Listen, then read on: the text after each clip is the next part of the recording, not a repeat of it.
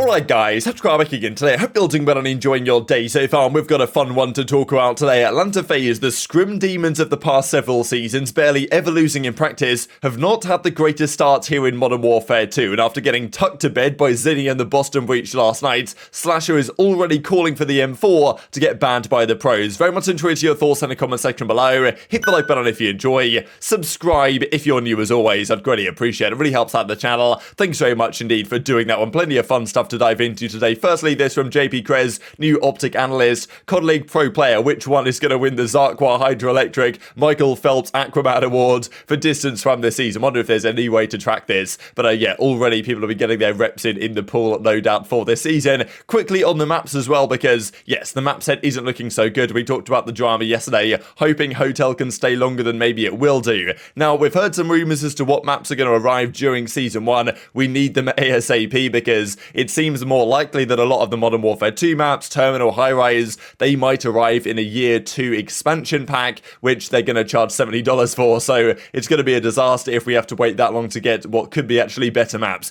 Now, Shoot House apparently is coming back. When I first thought Shoot House, I thought of Kill House, which is this map from COD 4, even though here it's in COD Mobile. You guys might have thought about this one as well. Shoot House is this map from Modern Warfare 2019. This is in the COD Mobile edition, but you guys get the picture. You guys probably remember this map. Now, is this any way competitively viable? Like, obviously we didn't play it back in the day in Modern Warfare, but there's no way this would have worked for 5 versus 5. For 4v4, maybe there's a possibility. If Bacage worked, this map might be able to work. Is it actually any better than any of the maps we currently have? Maybe. At least it's kind of symmetrical. So look, I don't want to be in a world where we have to play this map in 4 versus 4 competitive, but there is a world in which it's actually necessary to bring through just because the other maps are not really up to standard right now. So if this does arrive, one to keep your eyes on for sure. In terms of being added to the competitive rotation, some things that pros want removed though: Fortress control. Lots of talking points on this because Fortress is in the rotation now. They put it in. I think the initial maps they put in the control rotation when they did the first rule set were completely wrong. They switched it up. But aBeZy reckons that the Mikado control is actually much better. And he says people have been complaining about getting spawn traps, but you can always be spawn trapped in control. It's just to what extent the spawn trap is a thing, how easily you can break out of it and stuff like this. We saw the Embassy map yesterday. That's pretty much an impossible spawn trap to break out of. There are some that you can do though. So he reckons Mikado's the way to go rather than Fortress. And Bance reckons people are actually blasted if they think Fortress control is good. At least we have control in the game already. Last season we were dealing with Tuscan and Gavutu for several months of the season with only 2 maps. Whether that's the case this season, the pros say we want to get rid of one of the current maps like Fortress, I don't know. But the pros have been practicing on it, and aBeZy wants Fortress control to be gone. And we'll see how they got on in scrims last night up against Boston. Quickly on Frosty, of course, Sentinel's Halo player, but formerly of the Florida Mutineers in the Call of Duty side, and even before that had some great success in the Black Ops 4 season. He's looking to get involved in this coming Challengers Cup. Exciting stuff. Frosty was, in my opinion, Mutineers shouldn't have dropped him in the first place, but I think he was kind of probably going back to Halo anyway. Isn't maybe the biggest fan of this particular Halo Infinite game, and because the championship is now over in Halo,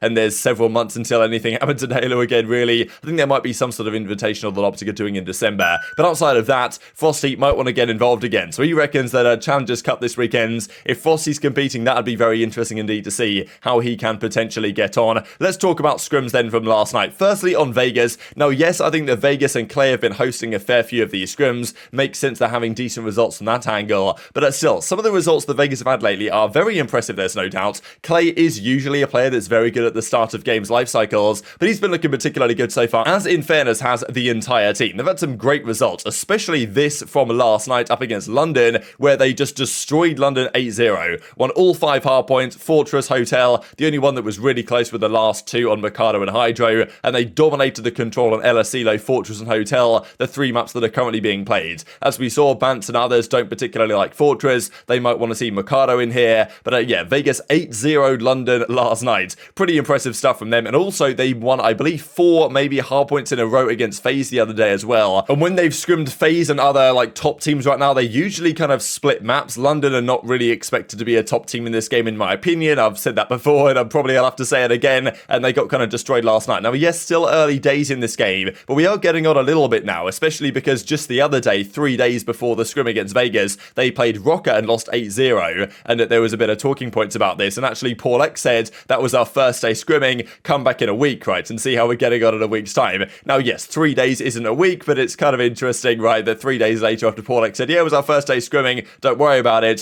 3 days later, they still got 8-0'd by Vegas. So yeah, what does this mean? Is this bad for London? Is this good for Las Vegas Legion? But yeah, congratulations, you're 2023 Call of Duty World Champions, Las Vegas Legion, baby. But they're certainly having a good start so far. Now, FaZe are also a very interesting team in the conversation right now because Arcitys is getting dropped from that team, going to Los Angeles Guerrillas. Pressure on him to prove that he can be the AR that, you know, people still think he can be over the LAG side, build that team up into some degree of success that they had briefly last season, but definitely couldn't replicate. Lightning in the bottle, really, that Major 2 run. SlasheR coming to FaZe, though, pressure on them. Did they make the right call? Can SlasheR actually achieve the great heights that, you know, he still thinks he's capable of with the best team that's kind of been assembled in the CDL era? You know, the pressure's on them to deliver. And usually FaZe are just dominant in scrims. We saw the early part of even this game, they were doing very well. Simp looked like absolutely different level, which Infinity still does, but I think there's some questions being raised there now, especially because FaZe usually never lose in practice. Like, if you guys ask any of the pro teams, and even ask FaZe themselves, like, their scrum results over the last couple of years have been ridiculous, and like, they barely ever lost. Now, yes, it's a new team, there will be teething issues getting everything ready to go with this new roster. SlasheR's got to get integrated with the system, into the team, and all this type of stuff. But at the same time,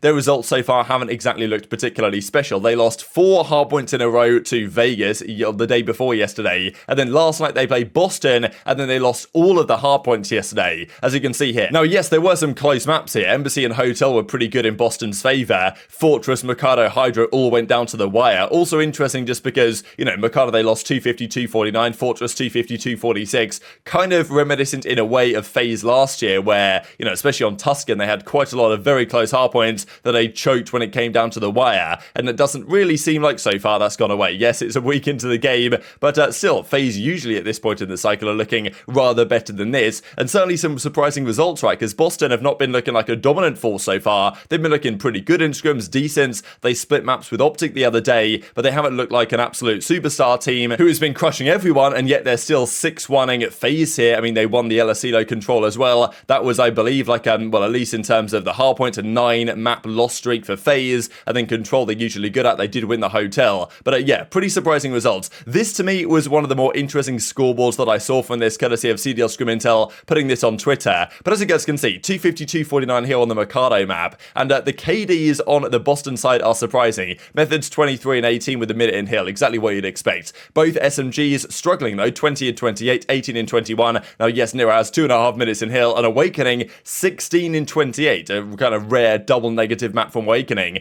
Now they still win the map. You look at the FaZe side, aBeZy struggling at 17 and 30 with 7 seconds in hill, but surely that has been counteracted by Simp going 30 and 17. So, you know, that's of course plus 13, minus 13. Cellium outslays by 12, SlasheR outslays by 7 with almost 2 minutes in the hardpoint. So FaZe outslayed here by 19 kills, almost 20 kills, and had a fair bit of hardpoint time, and they still lost. How do you outslay by 20 and lose? Indicative of not really playing the game in the right way. Yes, it's early days, they can figure things out, but still, nonetheless interesting that these patterns are potentially repeating. Now, where this got increasingly entertaining, I thought, was SlasheR coming out with this tweet. Yo, any idea why I'm using an XM4? Gun got GA'd in 2020, right? So he comes off that scrim set, doesn't have the greatest result up against Boston, and all of a sudden we start to see, yo, get this gun GA'd, get this M4 GA'd. We did see in the first few days of the game that the SCAR was kind of the weapon that was being used. Pros have since realized the M4 is pretty much the dominant AR in this game, like it was back in Modern Warfare 2019. Now, yes, the XM4, the M4, was banned in Cold War for being too overpowered. They played Major 1, they played the Stage 1 Major 1 cycle, then they GA'd it, and you know, there was drama between Dashy and Clayster and all this type of stuff about that at the time. They decided to get rid of it. Now, SlasheR's argument here, just because it got GA'd in 2020, doesn't necessarily hold up. I mean, the M4 in this game could be terrible, and just because there was an M4 a few games ago that was banned, doesn't mean it should be banned. Of course, it's not terrible in this game, it's probably the best AR in the game. There is an argument there to be made. And the funny thing is that because SlasheR says it, obviously there's going to be talk about this, because SlasheR, the GA king, you know, master, SlasheR World League, this type of stuff. And as he says, by the way, I've noticed there's lots of people nowadays who think I just make decisions to benefit myself. I GA'd part of a gun after dropping a 1.3 with it for an event win. Wake up, I want the game to be better. So I'm guessing he's talking about the bar, maybe back in World War II when it really was the SlasheR World League and the long barrel got banned on the bar. So I don't know, maybe that's what he's talking about here. But yeah, he reckons he wants the game to be better. Wake up, he says to the community, pretty funny stuff. So look, what do you guys think about this? Because there was a lot of drama and talk about this between himself and others. As he says here, it's literally literally only because I'm the one saying it. If it wasn't me saying it, then there'd be no talk about this. Rambo says GA the OP guns to essentially use weaker ones when that's what he's been pushing for years. It is what it is. So, you know, fair enough. Rambo has said that get rid of the better guns. So he's kind of aligned to his SlasheR in a way. Get rid of the M4, use the SCAR. It's a bit worse. It's a bit more, maybe it creates a better competitive environment. I don't know. And SlasheR's also go on to talk about